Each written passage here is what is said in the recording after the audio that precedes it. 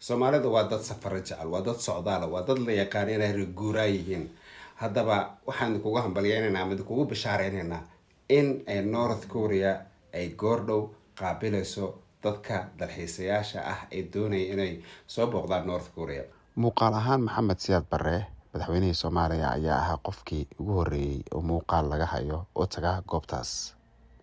Haddaba su-aasha waxay noqonaysaa yuu noqon doonaa Soomaaliga ugu horreeyay ee booqda waddanka North Korea? adiga haddaa tahay comment barnaamijka share garay na soo follow garay goor walbana yaa jecel inuu tago North Korea oo soo booqdo. Waa arrin hadda ay bilowday dowladda North Korea ayagoo weliba xuduudda South Korea agteeda magaalo weyn ka dhisaya kuna soo bandhigay in ay u furayaan tourist dadka dalxiisayaasha ah ayna soo booqan karaan North Korea.